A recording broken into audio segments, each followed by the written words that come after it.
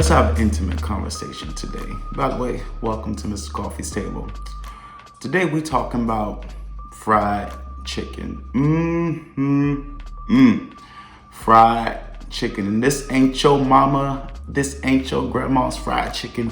This is Mr. Coffee's fried chicken.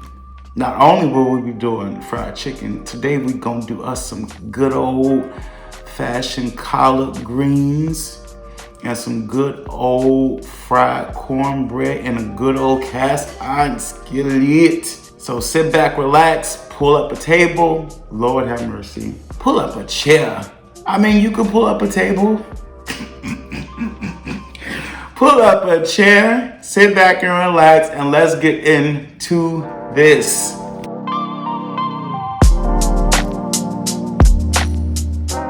All right, y'all, here we go. Fried chicken, all right? So if you've watched my kitchen sink chicken video, you'll see it's the same seasonings on the chicken. Here you go, let me show y'all. There you go, right there in the back. And yes, I'm using plastic bags because I don't feel like doing no dishes, all right? This flour is different from your everyday flour. I'm using 3 cups of regular flour, and I'm also using 1 cup of cornstarch. Cornstarch is gonna give you a very light, airy, extremely crispy crust on your chicken. And as you can see, I got 1 tablespoon of black pepper, 2 tablespoons of salt, 2 tablespoons of adobo, and 3 tablespoons of paprika. Now I'm using paprika because you don't want to come out with no white chicken. You want to use some good old crusty, nice golden brown chicken, all right? Mix up.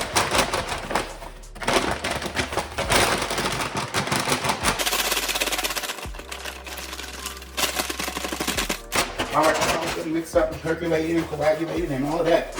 So we're gonna start. Yes, I'm using my hands because they've been cleaned, all right? We're gonna drop these in here.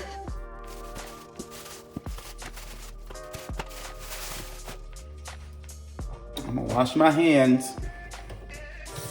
You know, fried chicken used to be like filet mignon in our house because my mama, she had 8 kids and she wasn't finna be up in no stove frying no chicken every single day.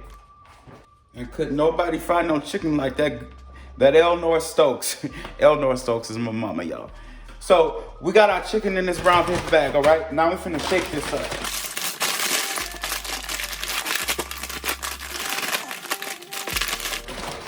All right? Now we're finna start dropping this chicken up in this grease right here. Usually when people are frying chicken, they fry chicken at 400 degrees, which is cool. I like to fry it about 375 and let it cook slowly. Because when you put it in there at about 400 degrees, the outside of it's gonna look like it's done, but the inside where the bone is at, that little red stuff, now you don't want to feed no people no pink and red chicken. You want some good old juicy, nice golden brown, cooked all the way to the bone chicken, all right? So I got mine on a medium-high heat, 9 numbers on it, it's on about 7. And you don't want to overcrowd your pan, because if you overcrowd your pan, it's gonna take the temperature of your grease down too low, and that also will prolong the cooking of your chicken, all right? So we're gonna let that fry on up. All right, y'all, we're about to take this chicken up out this pot, all right? Y'all gonna see this magic. Now, I let this chicken fry for 15 minutes, and the reason that it only took mine 15 minutes to fry is because my chicken was at room temperature. So I seasoned it, let it sit in the refrigerator for a good 3 hours, or you can let it sit overnight, that'll be even better. And then about an hour before you about to cook it, you take that chicken out and you let it get to room temperature. If you get that cold chicken and you put it in this hot grease, not only is that chicken gonna take the temperature of your grease all the way down, but that chicken is gonna have so much moisture in it. And since it's so cold, it's gonna come off super fast. And that nice golden brown bread that you got on your chicken, it's gonna fly right off in this grease. Look at that, y'all see that? Y'all see that nice golden brown deliciousness? It's like fire! Shut up in my bones! All right, what's up, y'all? We back. Right now, what we're about to do, we're finna make some cornbread. Listen to me closely. Come on in, cause I know it's gonna be a big old argument.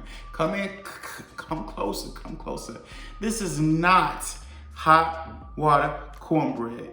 This is just gonna be some cornbread that we're gonna fry in a skillet. Pure, plain and simple. All right, we cool? Cool. All right, so we got our 1.5 cups of yellow cornmeal going up in here. I have a cup of all-purpose flour. Right here, I got 2 tablespoons of sugar, 1.5 tablespoons of baking powder, 2 teaspoons of salt going in there. Do you have to use sugar? You absolutely don't. Do you have to use salt? You absolutely do. Because I don't know where you get your cornbread from, but mine don't come with salt. I don't know where you get your flour from, but mine don't come seasoned. So I'm putting salt in mine because I like taste and flavor. I'm gonna get mixed up, look, it's all aerated and coagulated and commemorated and all of that. 1 large egg goes in here, all right? You can use oil or you can use butter. I'm using oil because this is what I just pulled out and I don't feel like melting no butter. 2 tablespoons. And you say, Mr. Coffee, you didn't pull out no measuring spoon because I don't need to.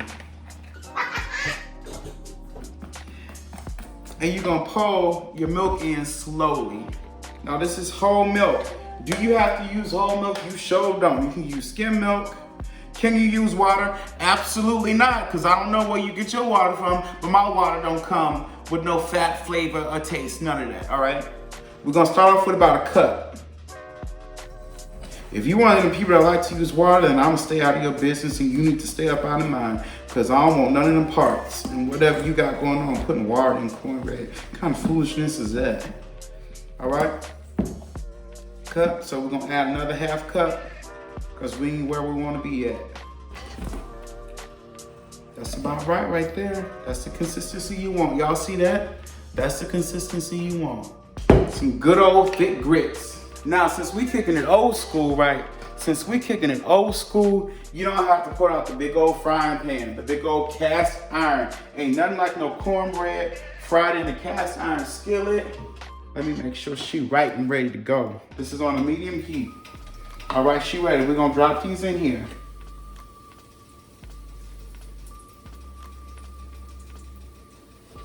I'm telling you, my grandma Joyce, God rest her soul, hot water cornbread was like a rite of passage, you know?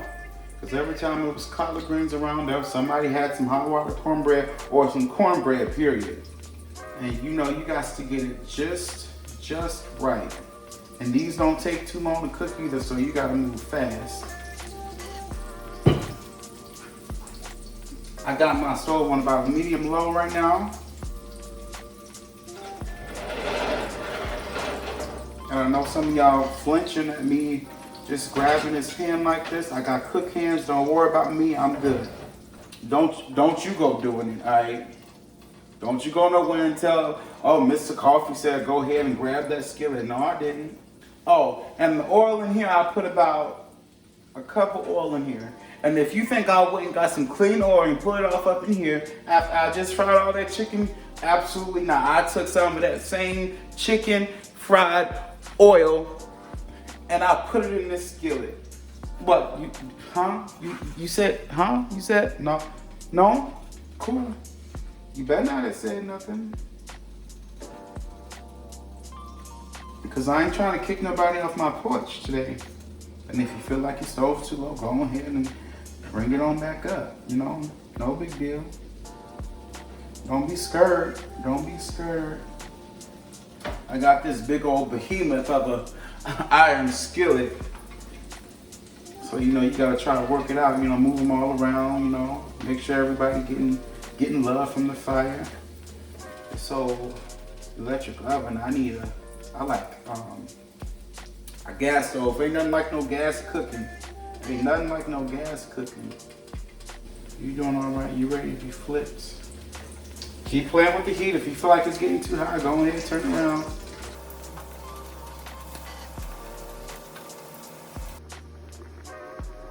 All right, y'all, this is Bessie Ann right here. You know, this is a big pot, but this is the smallest of the big pot. Betsy Ann, you know, when you meet somebody that's real country, you know, the little one is usually called Betsy Ann, and then the mama or the sister or the auntie is called Bessie Joe, because you know Bessie Joe is, you know, a little bit more huskier than Bessie Ann. Bessie Ann is like the little bitty one. So right here, what I got up in here, if y'all can see through the steam, I got a turkey leg and a turkey wing that I've been boiling for about an hour in about 8 cups of water, and it looked like it's down to about 5 or 6 cups of water, which is perfectly fine for the amount of greens, the amount of collard greens or college greens or whatever you want to call it, you know, that we're gonna cook. All right. And for the collard greens, if you don't want to use smoked turkey, you could also use 1 or 2 nice sized ham hocks, but I would let those cook in about 8 cups of water for about a good 2 hours, because those take a whole lot longer than the smoked turkey leg and the smoked turkey wing.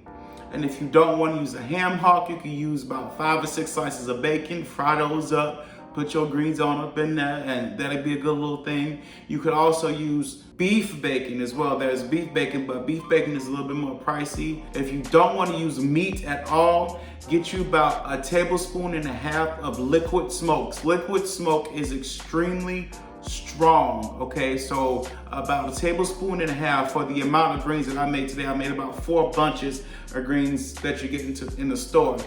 Liquid smoke, or you can use smoked paprika. Use about 3 tablespoons of smoked paprika. So what I would do is I would take the onions and about 1/4 cup of oil, whatever kind of oil you want to use.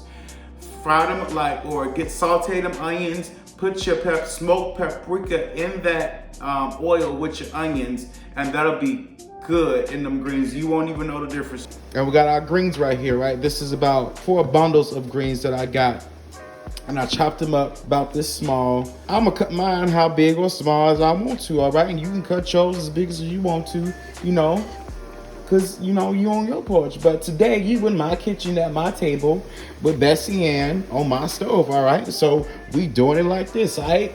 So we're gonna put these in here in handfuls, and this may look like a lot, but it's gonna cook down to about nothing if you've ever cooked greens before. And yes, my hands are clean. Y'all don't need to see me wash my hands 1,001 times. So we're gonna put these in here, putting them in there, putting them in there, putting them in there. All right, before I do, so I got about half of them in there. Now this is a whole white onion, all right? Do you have to put onion in yours? I know some of y'all don't like no onion. You're gonna be like, well, Mr. Coffee says you ain't got to put nothing. I'm just showing you the justice and the basis. You ain't got to put no onions in your greens. You could use onion powder, onion salt, or onion flakes if you don't want to use no big old chunky onions like I do. So we're gonna put these in here. We got about 2 tablespoons of garlic. We're gonna put in there. And we're gonna take our apple cider vinegar. You can use regular white vinegar. You can use Worcestershire sauce if you really want to, but this is here what I'm using today. All right. And I'm gonna put about 1/4 cup or 4 tablespoons, all right? And right here what I got is 3 tablespoons of seasoned salt. I got 1 tablespoon of adobo seasoning and 1 teaspoon of black pepper. So since that has already cooked down, y'all see it's already cooked down already. So we're gonna take the rest of these and we're gonna put them in there. So now that you've put it in the middle, your seasonings and your onions in the middle, them seasonings and onions is gonna get all good and through there. And then when you stir it up, you ain't got to worry about them onions still being crunchy. And we're gonna let that go for about an hour and a half. And with the way how small these are cut, the smaller you cut them, the quicker they'll cook. Since that turkey wing and that turkey leg that I had in there was already cooking for about a good hour and a half. So we finished, y'all. Look at that. We got these good old collard greens that we let cook for about an hour and a half. And we got this here skillet cornbread. And we got this here good old fried chicken. Now, if you want to get how I season this chicken before I fry it, you gotta go check out my kitchen sink chicken, all right? Now, from the bottom of my heart, I want to thank y'all for watching, sharing, liking, and subscribing. And until next time, Mr. Coffee will see you later.